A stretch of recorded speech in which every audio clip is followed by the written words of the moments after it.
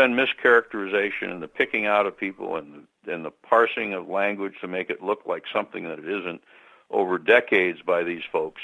And at the end of the day, it doesn't work out. And it doesn't work out because the American people get it. After the Sandy Hook thing and after that whole fight for increased gun regulation, I was a liberal blogger, went on and said, why is it that we get so excited and at the end of the day more people support private gun ownership than did when the fight began? And more people support private gun ownership in the Second Amendment because they get it. Unlike these folks, they get it. They know what freedom is about.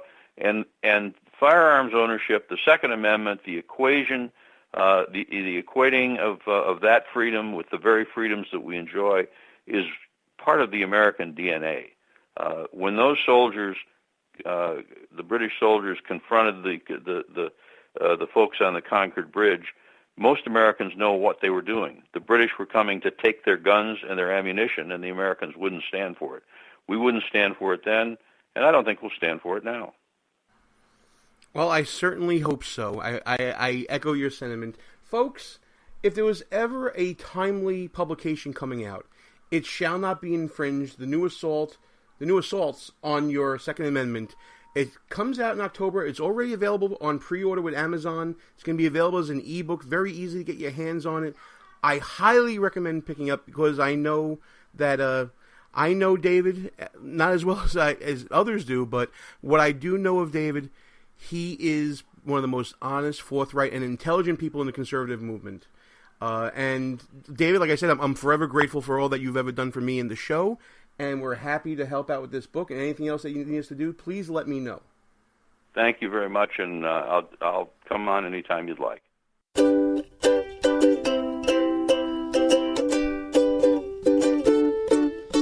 If you want to rob a bank or run a red light, then there's something you should do first that'll make it all right. You can break any law without any oversight if you change your last name to Clinton. You can lie to the feds or just act like a jerk. Make a crap ton of money without doing any work. Plus, you can sleep with your staff as an added perk if you change your last name to Clinton. The SEC, the FBI, the House of Representatives, they just don't apply. You can have all of your enemies mysteriously die if you change your last name to Clinton. Sell special favors to the communist Chinese. Charge $100 million for some speaking fees. Tell that sexy intern to get down on her knees. You can do it if your last name is Clinton. Collect lots of cash through your private foundation. Store top secret info in an unsecure location. And somehow secure the Democratic nomination. You can do it if your last name is Clinton. Nothing to it if your last name is Clinton. Oh, it's against the law? Screw it. Your last name is Clinton. Wasn't that a nice way to come back from break, Russ? Isn't that amazing right there? Is it true that was you playing the ukulele? That was not me playing the ukulele. I can't even spell ukulele. That's funny. It's definitely not me. We're right around halftime on the show here, folks. I want to thank everybody for listening to Behind Enemy Lines Radio. I'm Gene. He's Russ. And while we got you listening, be sure to check us out at www.behindenemylinesradio.us. Check us out on the Facebooks and the Twitters at BEL_radio. And of course, as we do in every show, we shout out to all of our affiliates, including WJHC 107.5 FM in beautiful Jasper, Florida. We're going to get out and visit there one day, Russ. WDDQ 92.1 FM in Adel, Georgia. Both of them are part of the Red Nation Rising Radio Network. They got a bus touring around Georgia right now, Russ. All throughout the state, going to big events, football games and everything. It's fantastic. We're so proud to be a part of it. I wasn't invited on this bus. Well, that's because we know how you are. We're also on KLRN Radio, High Plains Talk Radio, and Sackheads Media, ICRN, the Internet's conservative radio network, and of course Lanterns Radio. And by the way, if you miss us on any one of those rebroadcast times, and they're on our network listings page at www.behindmelinesradio.us, you can check us out on any one of our rebroadcast outlets, including Spreaker, iTunes, Player FM, Podbay, TuneIn, Stitcher, Google Play Music, SoundCloud, and iHeartRadio. Them's the plugs. Wow. Let's get back to it. We also do a rehash every Friday night at Joe's Bar. If anybody's interested, come on down. Joe's Bar. It's usually 6 or It's an 7 institution hour nowadays when we go down there. It's great. Listen, I want to thank David Keene. Everyone's going to pick up his book, Shall Not Be Infringed. It's coming out, I believe, in hardcover in October. I think October 11th is the date he told me. But it should be out as an ebook, and you can pre-order it now on Amazon. Check it out. It's a great work, guys. David Keene is one of the patron saints of Behind Enemy Lines Radio Network. Like we said, we gave him the bump to get on O'Reilly and all that. And he actually took our tape was picked up by O'Reilly. Here's the story. We did an interview with David Keene. It got picked up nationally. Kind of put us our real big first impression on everybody. It was pretty cool. Had a lot of great points, Russ, and he reaffirmed why I'm voting for Trump. And in case there are people out there, never Trump people, and they're doubting all that, recognize the battle. May not necessarily be the presidency. It may be a generation of conservatism that's at stake here. Because when you're talking about the vacancy on the Supreme Court that's remaining right now, the Scalia seat, and seats that will be vacant in the next 4 to 8 years coming down the road, you may see a dramatic reversal of Supreme Court jurisprudence if Clinton becomes president of the United States. It's scary, Russ, when you think about it. The Heller decision that we were talking about with David is just one of them. One of the decisions. I mean, it's very scary, and the Supreme Court is one major concern. But let's just... You said forget about the presidency. It's the tipping point for me. It's a tipping point for me. But it shouldn't even be. Anybody who looks at this objectively at this point, you might not be happy with Donald Trump, but the same people weren't happy with George Bush, and there was a whole other group of people not happy with Mitt Romney. Look what's in the balance here. We're talking about the Second Amendment. That's one thing. Maybe that's not your issue. Who cares? All right, cool. Supreme Court makes lots of other decisions that affect us all. All right, maybe the Supreme Court doesn't really tickle your fancy either, so put that whole thing aside. Doesn't float your boat. But is deficit spending not important to you? Is the national defense not important to you? Is immigration not important to you? Is being fearful of speaking your mind, utilizing the First Amendment and being afraid of political correctness not important to you? Is the killing of police officers at an historic rate not important to you? These are the things that are happening right now and are going to get worse if Hillary Clinton gets elected. So anyone like Mark Levin or any of these guys sitting on the sidelines bashing Trump, what other choice do we have? When you look at these two candidates, as flawed as they both are, there's no contest here. You know what? I was giving you space to do I'm giving you your safe space to rant. I wanted to jump in there a few times. I agree with you. To me, yes, economics is night and day. We talked about with Steve Beeman last week. It's night and day, the two different policies. Who creates jobs, who destroys jobs, who relies on government, who relies on private enterprise. Obviously, we know what the answers are there. This, economics is obviously very important. Everybody needs to pay the mortgage and all that.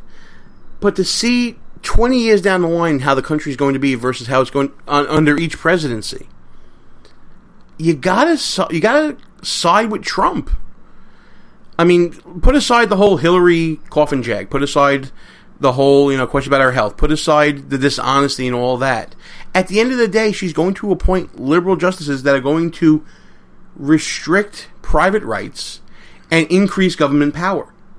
And it's the most lasting... everyone wants to discount the Supreme Court. They have the most lasting effect on political culture, in my opinion. And they do, Gene, and I agree with you.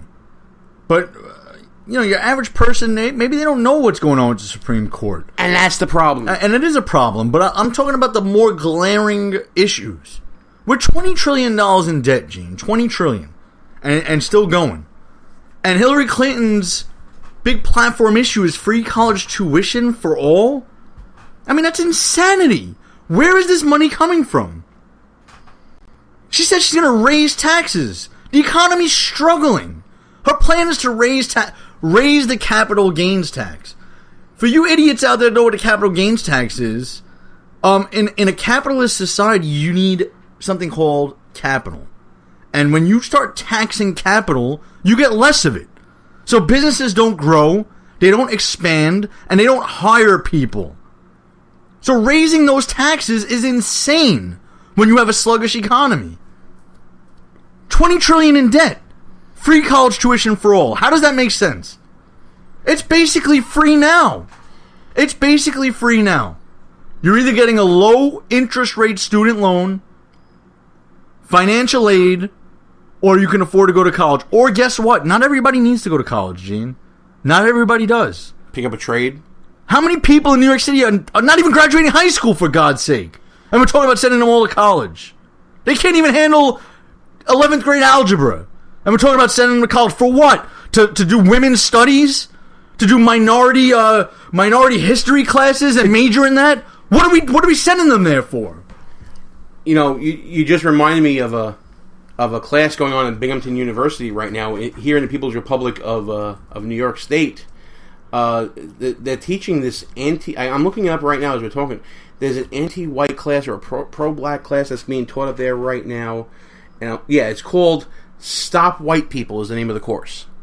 That's what people are going to college for right now. Listen, that's what we need. That's going to solve the country. Transgender studies. I hopefully if I ever have a kid, he'll major in that and get a nice career doing. I don't know what you could do with that degree. You tell me. Get that sociology degree, but it'll be free. It'll be free because all you idiots listening to us are going to be paying for it. Thank you. And then they'll get their $15 an hour job at McDonald's, and we'll move on. But those are the people that are going to be shaping this country with their votes, Russ. Stay home in November. Do me a favor. Stay home in November. Don't vote for Trump out of some stupid pride that you people listening to me have. Go ahead and don't vote for Trump.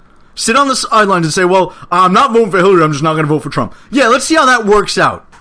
Go ahead and do that, please. Well, the people who are going to be shaping the minds of the people who are going to be voting were announced today, Russ. Who are these people? We're talking about the people who are going to be moderating the debates that are going to be scheduled. We've got 3 presidential debates, 1 vice presidential debate, all broken up through the network. I don't think these debates are going to happen, but go ahead. I know that's one of your predictions. So it was announced that the first debate will be moderated by NBC's Lester Holt. The second debate will be moderated by Martha Raddatz of ABC and Anderson Cooper of CNN. The third debate will be Chris Wallace from Fox News and Ileana Quijano from CBS News will do the vice presidential debate. Wow, we got the best of the B squad out there, huh? Never heard of any of these people, Gene. Well, you've heard of Chris Wallace. I heard of Chris Wallace. But we were watching. Let's say we were watching Fox News before the show, and a great joke was made about how they broke it up ethnically between. There's a black anchor, a female anchor, a gay anchor, a Hispanic anchor, and a Fox News anchor. So a Fox News anchor has his own demographic? Yeah, apparently it's the rich white guy demographic, Russ. Don't you know that? That's how it's broken down. And there you go. Never Trump. What sense does that make? I can't get over this. I really can't. I hear you. I want to jump through the radio and strangle Mark Levin almost every night. Well, we don't want to talk about hurting the competition, Russ. That might come back to haunt us later on and seeing something happen. This guy, Russ, he deserves whatever he gets. You can't threaten the competition. That's not how you get to the top. I'm just saying that's the feeling I have. When I hear this guy and others talk about how they're not sure they can vote for Trump. I mean, that's insanity. Insanity. If you believe in conservatism, how do you not vote for Trump? Where do you go if you're not voting for Trump? Where do you go? Are you going to go to Gary Johnson, who had a tirade with National Review talking about don't call illegal immigrants illegal immigrants? Who are you going to go to? Gary Johnson is a buffoon. He's a useful idiot. He's a moron. And haven't met the guy. Great guy, nice guy. Useful idiot in politics. Listen, he's an idiot. How about just idiot? Okay, I'll listen. I've met the guy. I don't want to disparage him because he might find me and say, "Hey, you said this about me." Tell him I said it. Because we all know that Gary Johnson listens to the show. Tell him I said it. No problem. Idiots. What an idiot. But I'm trying to understand. What are you going to do? Just sit home? Is that the plan, to just pout and sit home? That's the we idea? should. Listen, honestly, I hope that they do. I hope they sit home. I hope that more illegals come in. I hope that more Americans suffer at the hand of these criminals that are coming in. I hope that we spend ourselves into bankruptcy. I hope that our military collapses. I hope that police departments all across the country stop doing their job. Yes. What if the military stayed home? What if the police stayed home? I hope they take the Second Amendment away, and then when they figure out they don't like